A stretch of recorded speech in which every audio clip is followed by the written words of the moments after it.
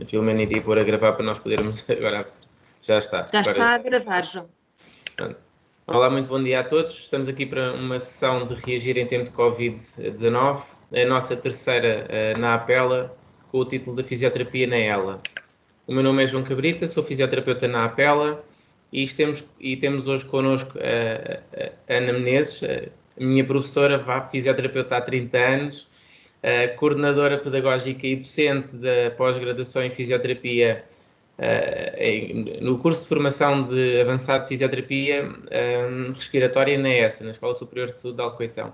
Ana, muito bem-vinda, bom dia. Estamos aqui hoje para tentar responder a algumas questões que foram surgindo e nada melhor do que tu para nos esclareceres aqui e dares a perspectiva da fisioterapia nestes novos tempos e nesta nova fase que enfrentamos atualmente.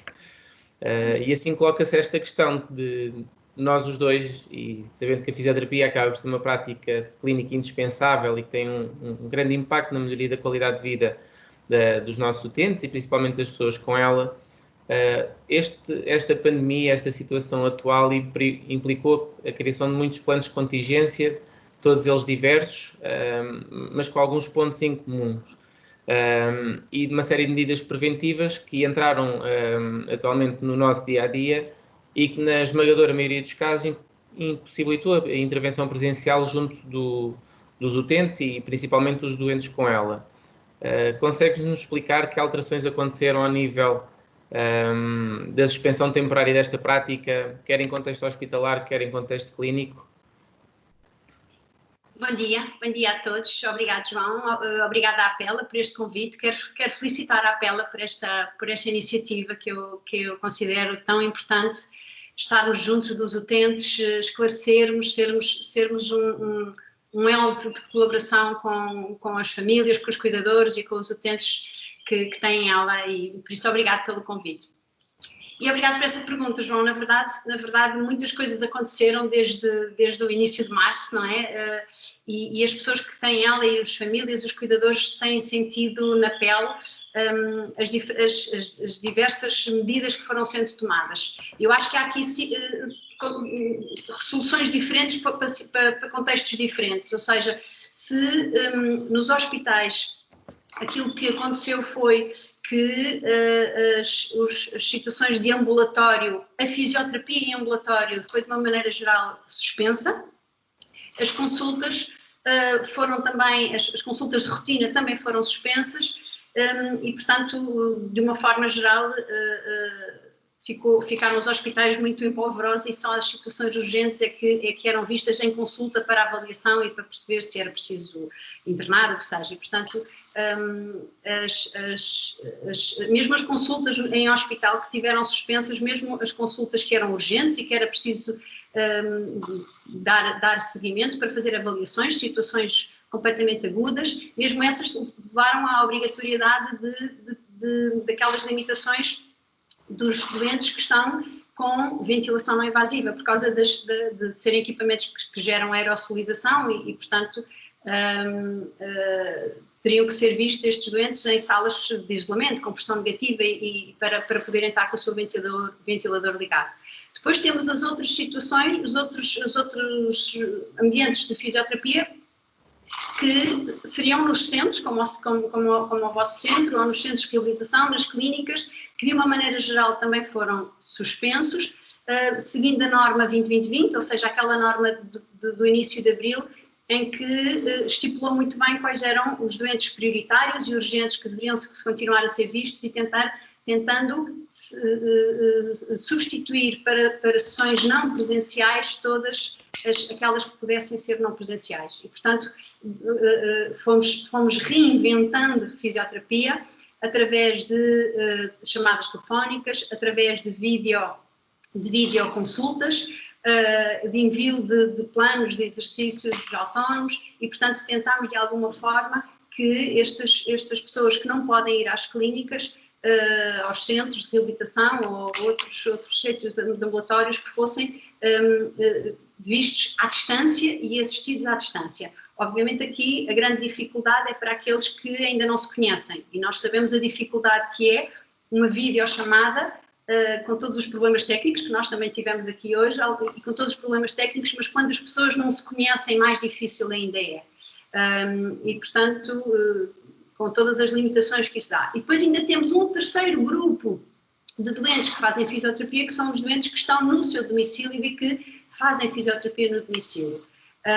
E esse, obviamente, tem uma situação diferente, porque já não vão a um espaço comum, já não vão a um espaço que é partilhado por outros doentes e, portanto, de alguma forma conseguimos salvaguardar a segurança dos utentes, das famílias e dos profissionais de saúde para eventuais contágios e, portanto, as regras aí foram outras. O que eu penso que é aqui importante ressalvar é que a Direção-Geral de Saúde, no início de abril, emitiu aquelas orientações 2020, não é? De 3 de abril, salvo erro, que nos explicou muito bem quais eram os doentes prioritários. E eu aqui acho que foi muito diplomática a forma como a Direção-Geral de Saúde emitiu aquele documento, porque, na verdade, quase todos os doentes podem ser considerados receptores de cuidados presenciais ou não ser considerados. Ou seja, quando eles nos dizem que todas as pessoas que precisem de controle da dor, da autonomia, da função, da gestão da vida diária, ou seja, na verdade, nós conseguiríamos, se quiséssemos, pôr todos os doentes aqui, e, portanto, poderemos encontrar aqui pretextos para manter a fisioterapia. Obviamente, o que rege aqui é a segurança, e volto a dizer, a segurança dos utentes, o que têm ela, das famílias, dos cuidadores, mas também dos profissionais de saúde. E, portanto, a questão dos equipamentos de proteção individual surgiram como a grande limitação, porque todos os doentes são possíveis de ver em todos os contextos, desde que haja um nível de proteção com os equipamentos adequados. E nós sabemos que isso foi a grande dificuldade que surgiu em quase todos os ambientes.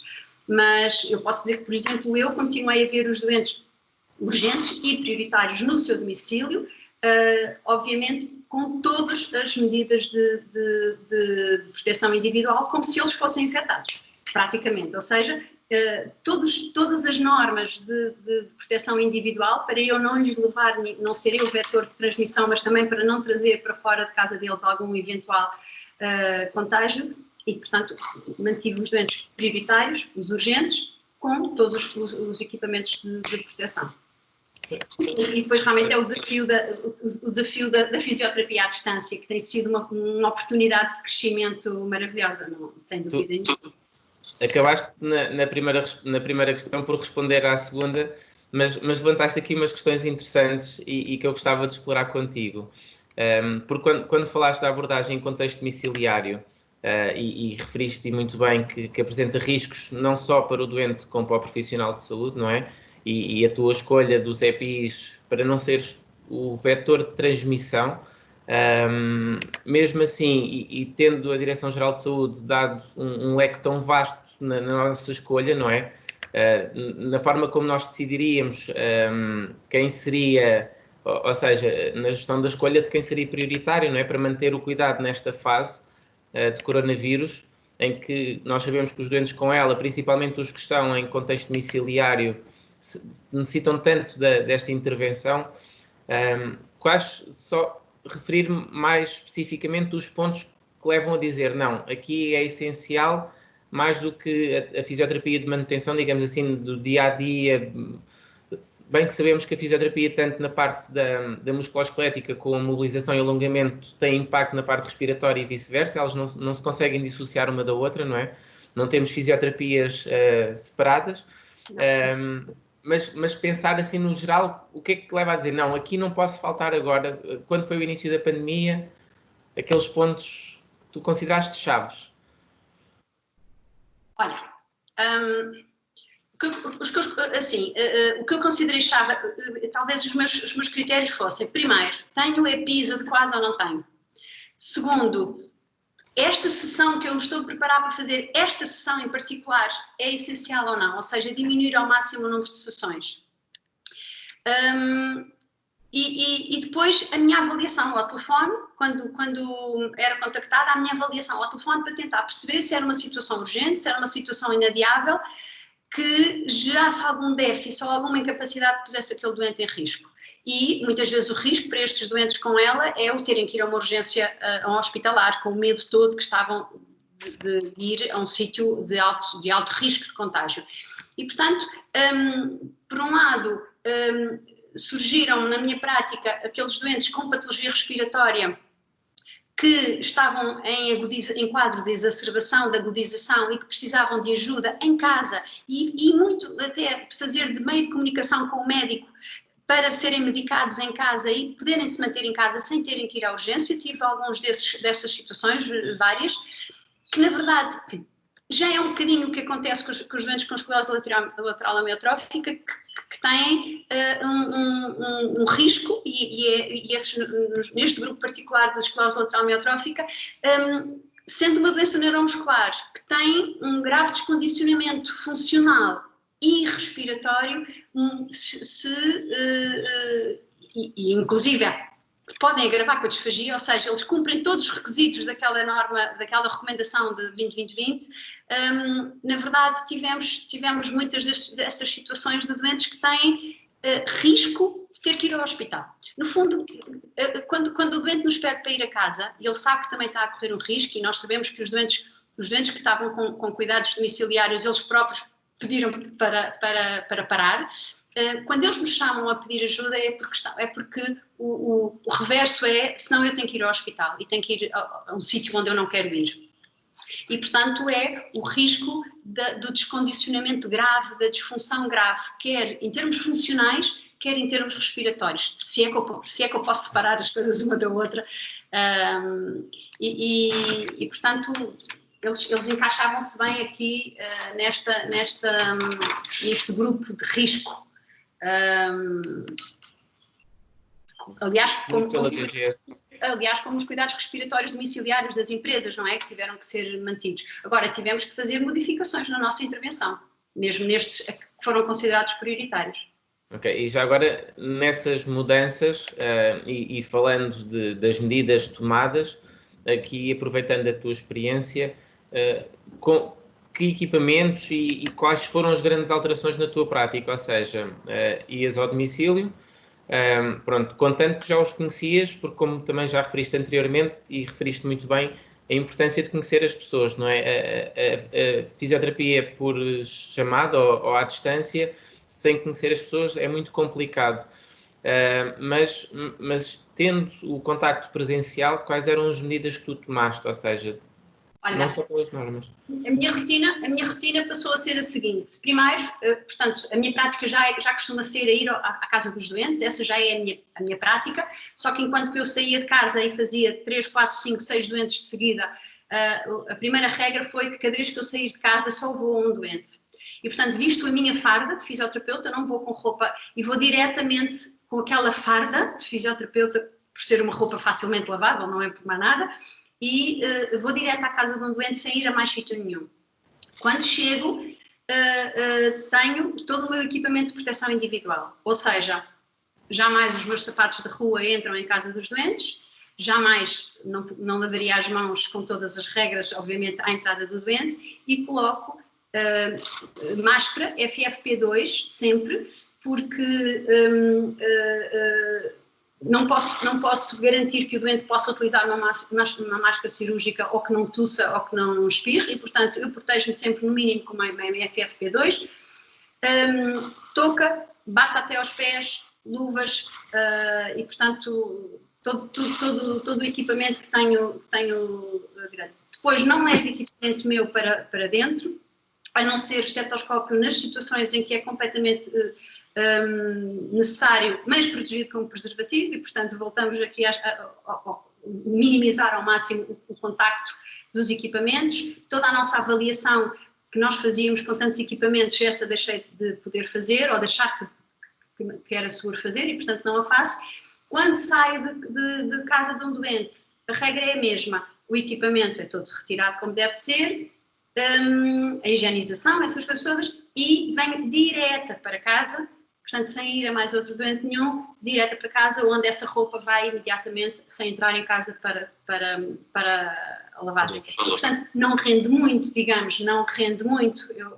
O tempo que eu demorava a fazer 3 ou 4 doentes, eu gasto num, mas vale muito, rende muito em termos de evitar que aquela pessoa tenha que ir a uma urgência ou tenha que ir... Muitas das vezes o que fazemos também é, quando estamos nesta situação, falo logo com o médico assistente para agilizar algumas medidas que o médico queira tomar, às vezes até ele, então escuta aí, diga-me o que é que se passa e pondera-se ajustes de medicação com a informação que estamos a permitir ter ao médico e, portanto, quase que também fazer uma videoconsulta médica também durante a fisioterapia, porque ajuda.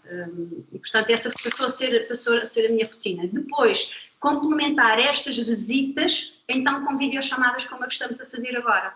Porque depois de eu ter lá estado, se 2 horas depois, ou 4 horas depois, ou no dia seguinte, tivermos uma videochamada em que já foi preparada quando eu estive lá, resulta muito, muito melhor. Se fosse uma primeira consulta assim não resultaria tão bem, mas uma videochamada com o nosso plano, com aquilo que foi possível preparar quando eu estive presencialmente, já funciona bem. E agora, independentemente desses cuidados todos que acabaste por tomar para garantir a continuidade da intervenção presencial, não é? Arranjaste outras estratégias para permitir que os cuidados diários a estes utentes, ou seja, nós sabemos que, pensando que irias mais que uma vez por semana a um determinado utente e agora com o número de utentes e reduzindo o número de utentes que nós conseguimos acompanhar, estabeleceste novas estratégias para possibilitar... Sabes o que é que a mim foi a grande preocupação, além destas sessões à distância e de enviar mais filmes, mais folhetos, mais coisas que pudessem ajudar, foi a formação dos cuidadores. Eu acho que nunca como agora foi importante formar cuidadores, porque aquilo que começámos a ver foi que as pessoas que tinham o seu sistema de cuidadores montado, de repente viram-no alterado.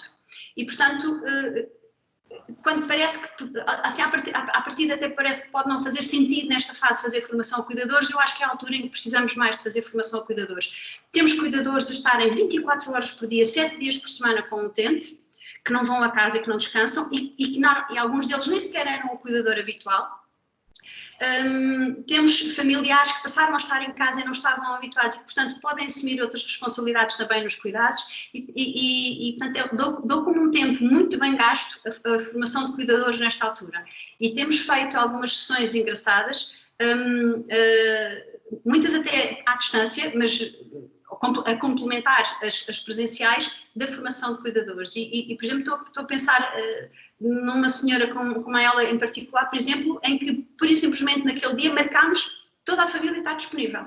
Ninguém ia estar em teletrabalho naquele momento, ninguém ia estar, porque eles tinham que ouvir o que tínhamos que discutir entre todos para que eles pudessem ser cuidadores durante este tempo. E isto foi logo ali a 20 de março e rendeu imenso. Por acaso rendeu muito, porque eles têm estado desde então com esta senhora e todas as pessoas que estão em casa que não estavam habituadas a ser o cuidador, porque dispensaram o cuidador que estava treinado.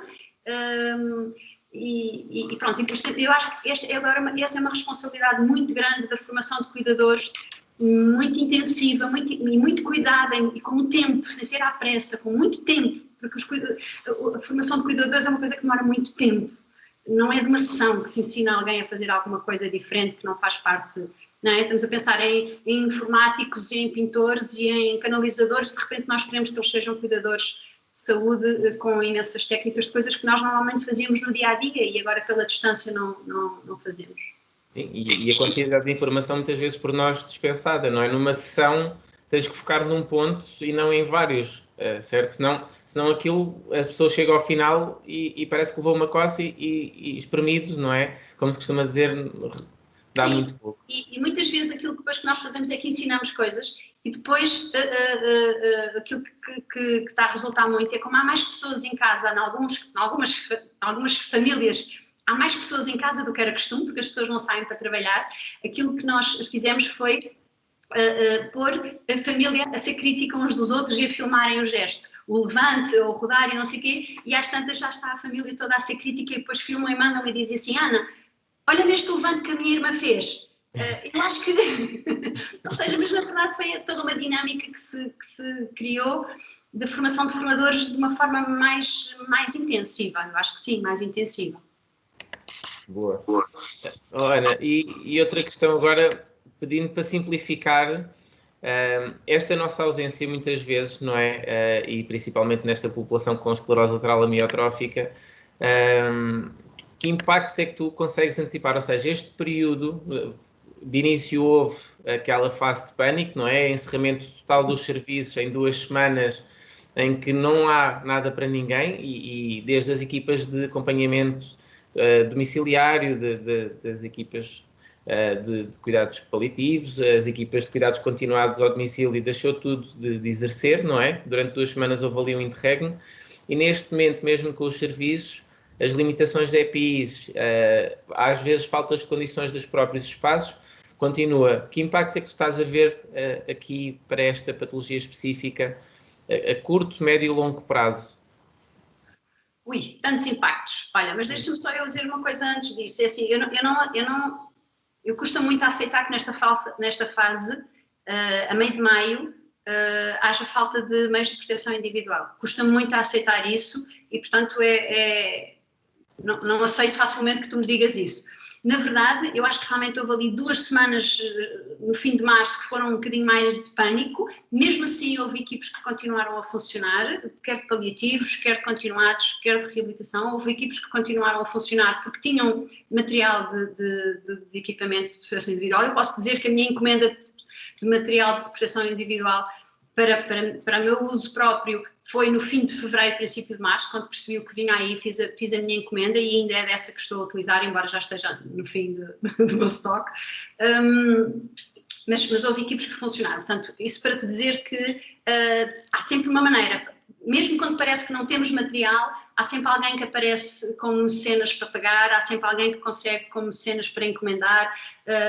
Acho que isso mais do que nunca, as necessidades apelam à nossa criatividade, quer em termos de fundos, quer em termos de estratégia, quer em termos de fundos, metades não é para pagar, quer em termos de encomendas, etc. Bem, estavas-me a perguntar do impacto. Olha, é assim, eu acho que nada será como antes.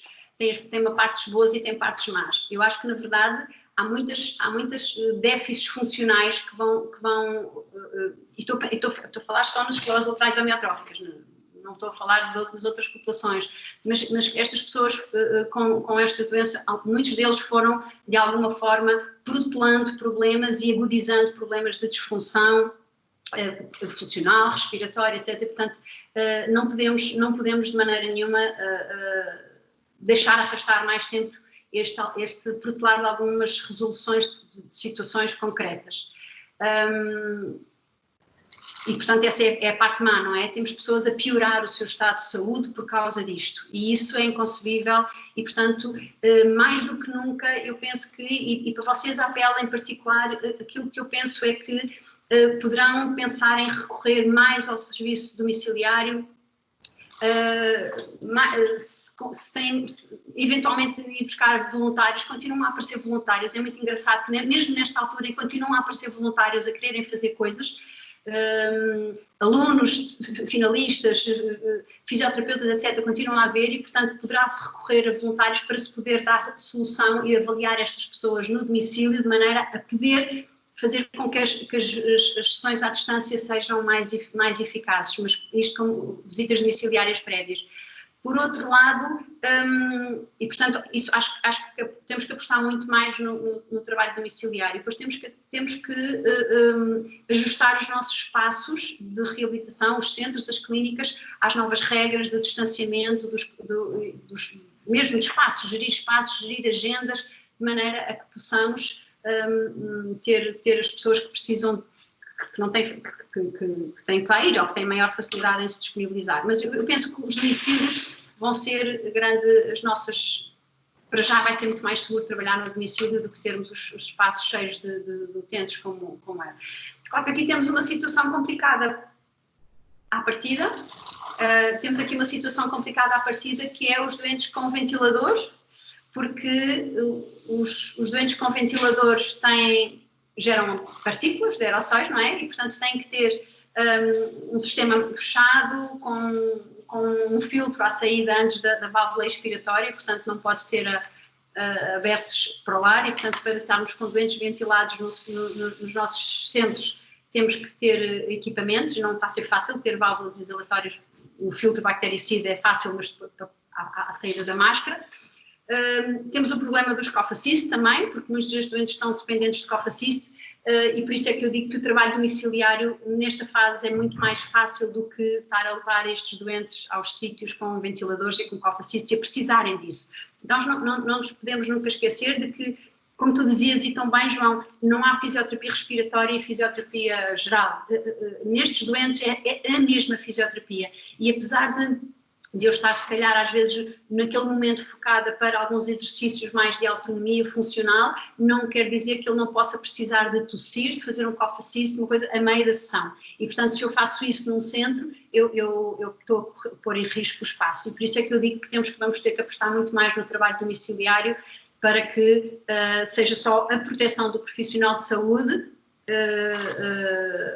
aquela que é a maior, que depende mais de nós, não é? E, portanto, trabalhar os doentes no espaço. Não sei, não me está a ocorrer mais nada, mas tinha a ideia que tinha mais coisas para responder aqui, mas agora não. Sim, mas aqui foste buscar as questões da ventilação e do cough assist, que efetivamente obriguem, logo em termos de equipamentos, a uma alteração. Porque, lendo as normas da DGS, basta uma máscara cirúrgica desde que o utente use. A partir do momento em que este paradigma entra, a máscara cirúrgica não é eficaz. Então já temos que ter muito mais equipamentos, e daí sim, totalmente de acordo, porque o apoio domiciliário aqui surge com um menor risco para o doente e mesmo para nós enquanto profissionais, porque teremos sempre que usar os equipamentos de proteção individual. Voltando à questão da telemonitorização, consideras, porque agora fala-se muito, não é? E neste mundo virtual, se calhar há áreas com mais facilidade que a nossa, mas achas que pode efetivamente constituir uma alternativa de acompanhamento? E quais as vantagens e desvantagens? Isto contando e alicerçando nos princípios da telesaúde, não é? Que atualmente se fala tanto. João, eu não tenho dúvida nenhuma que a telesaúde veio para ficar, e a telemonitorização e a e-health, e chama-lhe o que tu quiseres.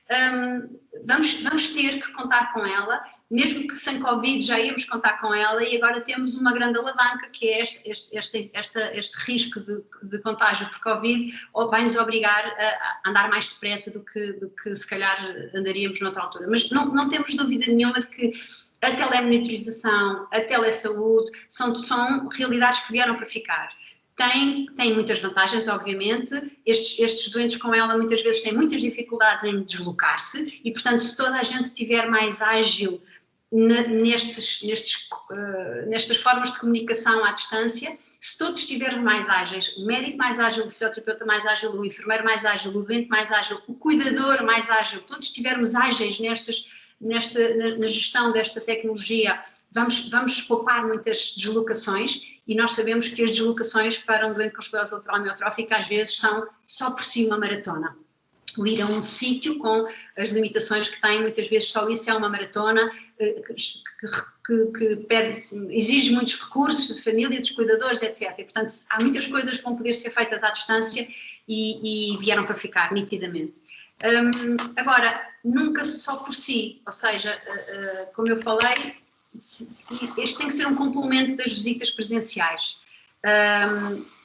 Quer a telemonitorização, a telesaúde, tem que ser um complemento, João. Se entrarmos no exagero de só ver estes doentes à distância, ele não vai ter facilidade. Por exemplo, neste momento, João, eu estou a ver a tua cara, eu conheço-te há muitos anos, não sei há quantos, eu conheço há muitos anos e estou a ver a tua cara, mas eu não sei, por exemplo, qual é que está a ser a forma, os músculos que tu estás a recrutar para respirar. Não estou a ver o teu tórax. Se eu tivesse presencial, eu disfarçadamente olharia mais para baixo, mais para cima, e iria vendo como é que estavas, por exemplo, a respirar, que é uma função tão básica. Neste momento eu teria que te pedir, não vou pedir porque não preciso agora, mas iria ter que te pedir para mexeres o ecrã. Isto obviamente é altamente limitativo, até porque alguns doentes não conseguem fazer pontos. Portanto, tem que alguém estar ali e inclinar o ecrã para a gente espreitar para tantas zonas. Ou seja, esta nossa visão tão em túnel como estamos a ver neste ecrã é muito limitativa e, portanto, jamais poderemos reduzir os nossos contactos aos doentes à distância, jamais. Agora, que ela veio para ficar, veio, não tenho dúvida nenhuma que veio. E isto, a grande mudança até é para os profissionais de saúde, porque eu acho que os utentes se habituam facilmente se virem os resultados, até porque não querem contagiar-se. A grande mudança é para aqueles que como nós, não é? Que gostamos, como nós costumamos dizer, ter a mão na massa. E portanto, temos que ser muito mais criativos nestas comunicações à distância. Sim. Até porque estavas a falar e eu estava a pensar que a palavra é cara, telesaúde, não é? Mas muitas vezes é aquilo que também já fomos fazendo ao longo do tempo, que é os telefonemas, não é? Um telefonema a esclarecer é telesaúde, um telefonema a pedir apoio numa agudização, numa situação de tomada de decisão, o que é que eu faço? E muitas vezes, à distância, tem que ser, olha, tenho que contactar Saúde 24, por exemplo, não é? Que nós, neste momento, não conseguimos dar a resposta necessária à distância. E tem que se encaminhar, e estes encaminhamentos são eles por si só telesaúde.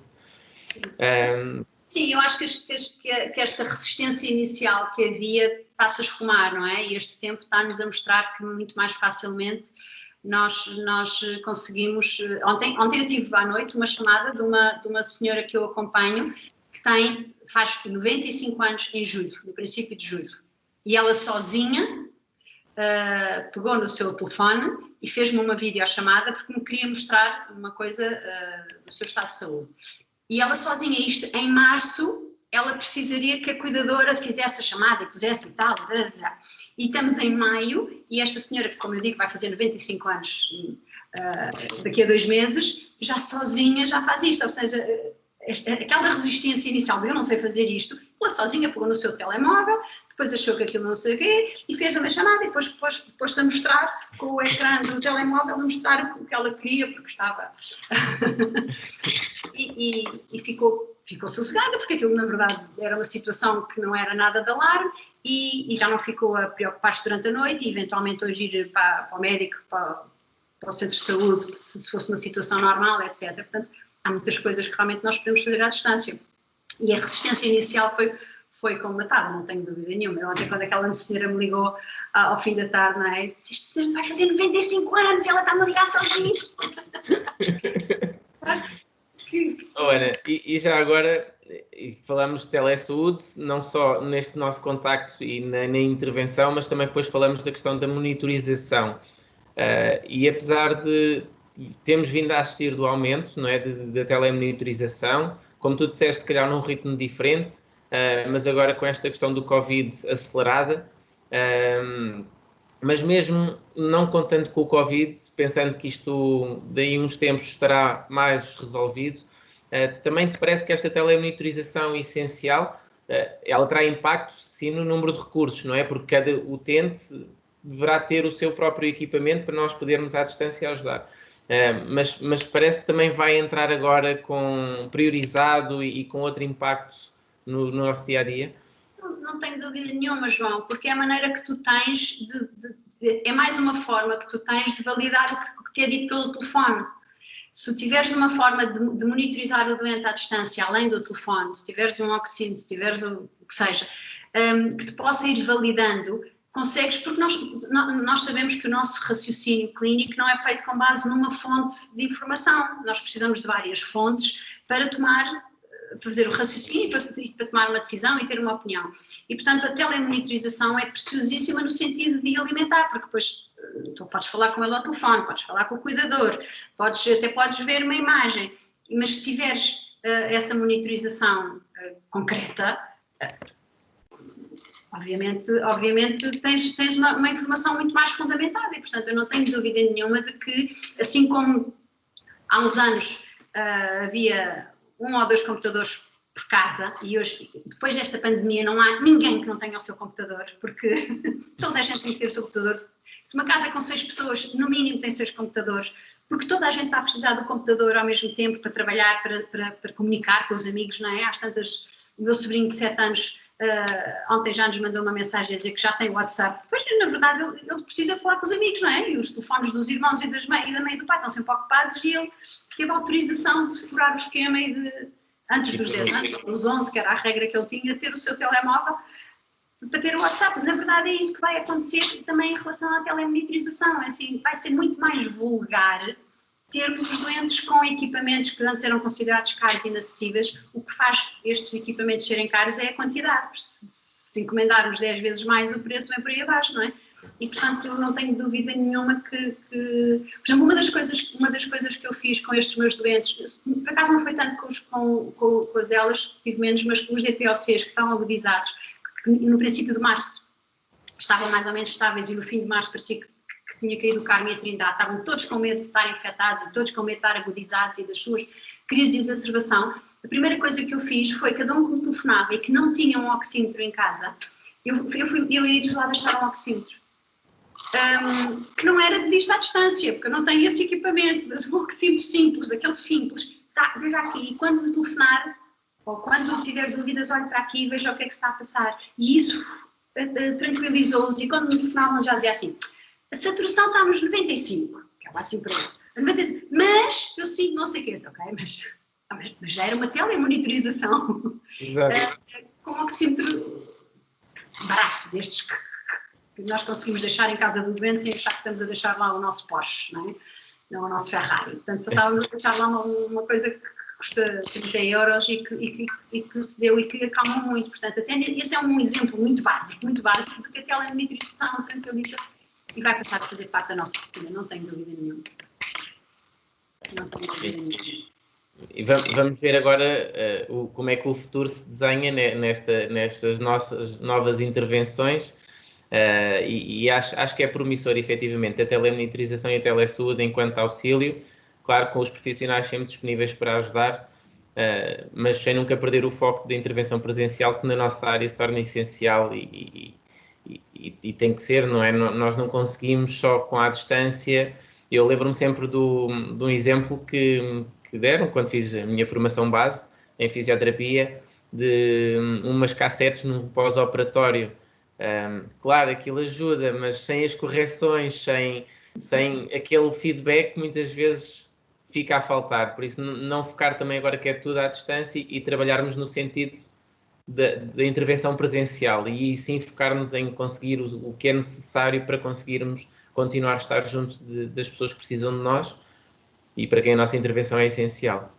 Exatamente, João. E volto a dizer, a questão aqui é as regras de saúde pública normais para o Covid. E isso tem que ser seguido. E se dessas regras fazem parte os equipamentos de proteção individual, não pode ser uma razão não assistirmos um doente por não termos equipamentos de proteção individual. Ou seja, se o doente não pode ir à APELA tem que ir à casa do doente. Se a APELA... Desculpem estar a dar o exemplo da APELA, mas é convosco que estou a falar, não é? O que é que a APELA precisa para ir à casa do doente? Precisa de um profissional de saúde, mas não chega, pois, se calhar vai ter que arranjar mais, ou vai ter que arranjar voluntários, ou vai ter que rentabilizar, e cada vez que lá for a casa tem que render muito. Vai ter que ter equipamentos de proteção individual, se não há tem que arranjar, se não há dinheiro tem que arranjar a quem paga, se não há quem ceda porque as empresas estão com um déficit, vamos ter que arranjar outras formas e ser muito criativos nas formas de ultrapassar, porque na verdade as sessões presenciais fazem muitíssima falta, não podem ser complementadas com as outras à distância, mas sem dúvida nenhuma. Ana, acho que chegamos ao fim. Não sei se tens ou se te ocorre mais alguma questão que possa ser essencial aqui de esclarecer, mas estamos a chegar ao final da nossa sessão. Da minha parte, é sempre um enorme prazer estar contigo e ouvir-te falar. Acho que tu tens, de facto, o dom da palavra e é sempre extremamente motivador e consegues nos dar sempre aquele bichinho para nos fazer ir atrás de algo novo e repensar muitas vezes as nossas próprias ideias e a forma como estamos em determinados momentos. mais uma vez, obrigado. Obrigado, João. Obrigado pelo elogio, mas na verdade eu acho que tu sabes aquilo que eu sei, que é estamos aqui pelas pessoas que precisam de nós, estamos aqui pelas famílias, pelos cuidadores e, portanto, queremos seguir as regras, mas não queremos estar presos às regras e portanto, queremos, usando as regras, ir ao encontro das necessidades das pessoas que com ela, das famílias, dos cuidadores. É para isso que nós temos esta profissão. Se não tínhamos outra profissão qualquer, a nossa profissão é responder às necessidades. E, portanto, aquilo que não pode mesmo falhar temos que saber quais são as necessidades que eles têm. E se calhar, quando me estavas a perguntar se havia mais alguma coisa que eu queria dizer, era que se nós estivermos longe, presencial ou digital, se nós estivermos longe, não sabemos quais são as necessidades. E, portanto, só podemos saber quais são as necessidades dos nossos doentes e das nossas famílias se estivermos perto. E perto começa com um telefonema, que passa para uma videochamada e que se transforma numa visita. Eu não sei qual é o escalonamento desta necessidade, mas começa pelo telefonema. Todos os nossos doentes têm que ser contactados, todos os nossos doentes depois têm que ser olhados por uma videochamada e eventualmente têm que ser visitados em qualquer momento para perceber. E portanto, longe não resolvemos nada. Temos que estar perto e temos que arranjar maneiras de estar perto. E por isso, é para isso que somos fisioterapeutas, que temos imenso orgulho na nossa profissão, mas obviamente temos que estar perto das pessoas que são o nosso foco de trabalho. Está bem? Agradeço também este bocadinho e aquilo que precisarem de mim, estou disponível, claro que sim, sempre. Obrigado, Ana. Obrigado e até uma próxima. E um bom dia a todos. Obrigado. Aproveito também para agradecer a quem esteve presente e esteve connosco, não direto, devido aos problemas técnicos que falámos também nesta sessão, que às vezes ocorrem mesmo nas telesaúdes, mas obrigado por nos estarem a ouvir e esperamos por vocês para uma próxima. Obrigado a todos.